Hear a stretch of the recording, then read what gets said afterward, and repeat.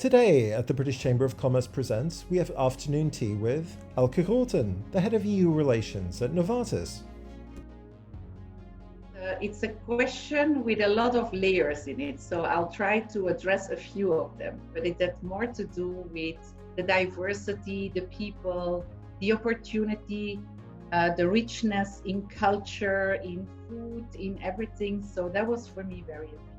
We end up in Excel, right? Like a lot of people, but at least you have then lived the true Brussels.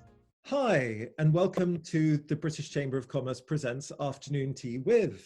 This is our series where we look to explore the professional and sometimes personal experiences even of some of the key and most notable figures working in and around Brussels. Today, we have the absolute pleasure of having afternoon tea with Elke Grooten, Head of EU Relations at Novartis. Elke, thank you for joining me for afternoon tea. Thanks a lot, and thanks for inviting me. No problem at all. So can we maybe start briefly just introducing yourself and maybe speaking to your experience as a Belgian living abroad? Because of course you are Belgian living in Brussels, but you spent quite a lot of time outside of the country, haven't you? Okay, so my name is Elke Grooten. I'm a Belgian pharmacist. So I work almost my whole career at Novartis, which is very rare nowadays, especially in public affairs. Before I worked a short time at the Belgian Medicines Agency. I have two passions in my life, both personal and professional life, which are access to health globally and empowering people and communities. And at Novartis, I find a very good match with these values. So you were born in Belgium and you grew up and you studied to be a pharmacist, didn't you, at the VUB, I think? Yes. So then you had the opportunity. By the way, it's very interesting that you studied as a pharmacist and then went into EU relations. I guess with the passion that you said you had, that's clearly the place to make an impact. So that's really interesting. I'd love to come back to that. But so I understand you moved to Switzerland for a while. Yes. So most recently, I lived for 4 years in Switzerland. I'm actually back since May, end of May. I moved there because Novartis headquarters are in Basel, and I got the opportunity to work for 4 years in a headquarters in a corporate organization, which is of course a very special experience. I'm sure. So I'm always fascinated to understand people's views of Belgium and actually more specifically Brussels. Because living here, we observe that there is certainly a Brussels bubble as such. But what did people have the perspective of Belgium and Brussels when you lived outside of the country? Yeah, it's a question with a lot of layers in it. So I'll try to address a few of them. So the first thing is, my observation is that often people know Brussels better than they know Belgium. When I was living in Switzerland, there were, of course, some things that were very common. Switzerland is also a country with different languages.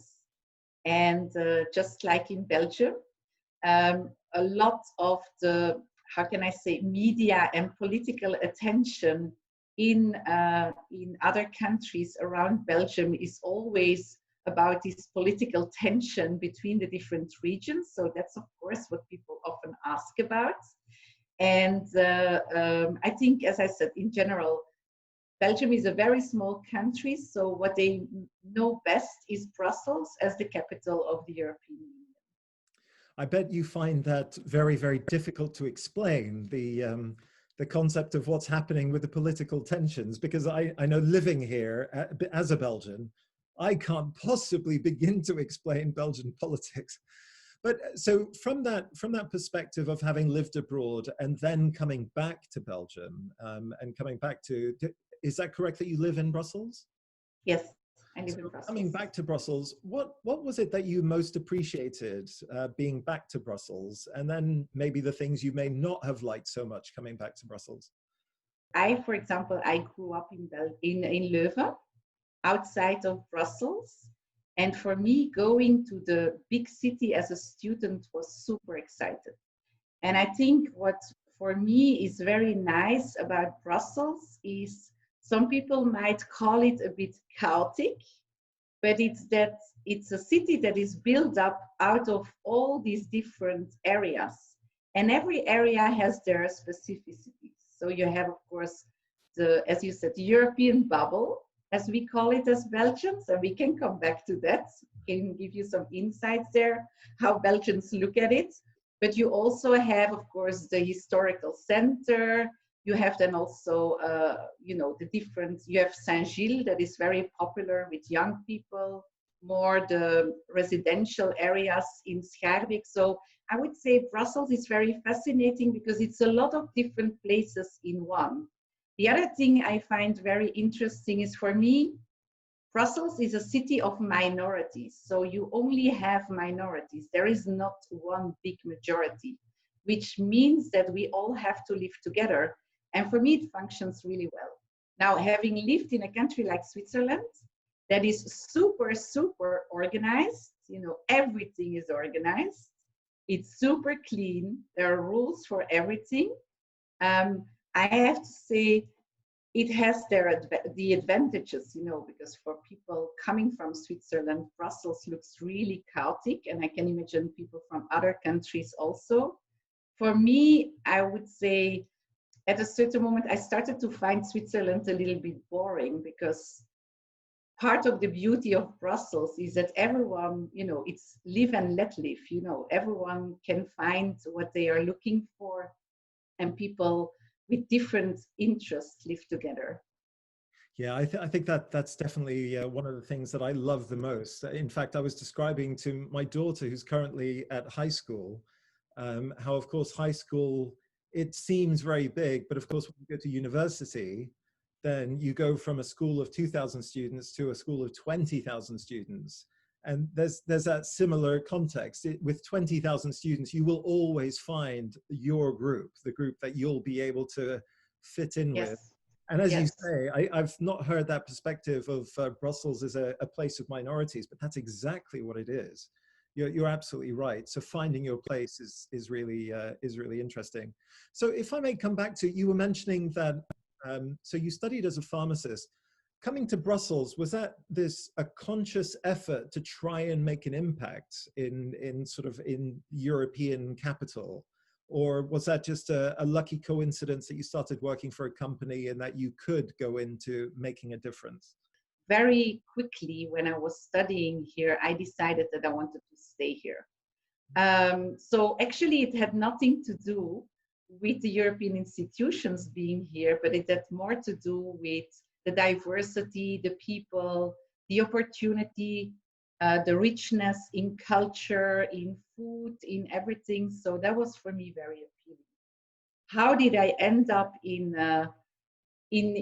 European public affairs? Let's say that's a completely other story, because being a scientist and working more in the beginning within Novartis, working more on technical aspects, I got the opportunity to learn a little bit about, you know, making legislation, shaping policy. And I thought it was actually pretty interesting. And there is a funny anecdote with it, because when I was at university, one of my professors said to me, "You're very good in explaining things. So if you're not going to be successful as a pharmacist, why don't you become a politician?" So I think I found the ideal match in being a public affairs expert for a pharmaceutical company. Yeah, that's fantastic, and I've heard that before also. Brussels is this land of experts, and some have even called it nerds, that are able to explain something beautifully, and that is a skill that is really not found very many places. And socializing in Brussels is something I also find amazing, because people come from so many different industry backgrounds, and when you ask them about it, they clearly explain things to you wonderfully. That's lovely. Would you have just as sort of a final point? Would you have a word of advice, something that, let's imagine there's a person that's receiving a new assignment to come to Brussels, or maybe people who have recently arrived here. Living in Brussels, what's the one piece of advice that you would give somebody? So my advice would be to people, I also love going to Excel and Etterbeek, because you have all these different European nationalities and you have this mix. And as you said, people that are highly professional and super interesting to be around these crowds. But as a true Brussels person, I would really advise everyone to take the opportunity and explore and live through this diversity of Brussels. I had recently a colleague, a young talent that joined me here in Brussels. She came from Basel, and she had the opportunity to go and live in Excel, or she had the opportunity to go and live downtown Brussels for a couple of months. And I said to her, go downtown Brussels, because I'm pretty sure that at the end you will end up in Excel, right? Like a lot of people, but at least you have then lived the true Brussels. Yeah, absolutely. So if given the opportunity, head downtown to properly experience it. Exactly. Very Yes. good. Elke, thank you very much for taking the time to have afternoon tea with me, and I look forward to seeing you soon. Yes, thanks a lot.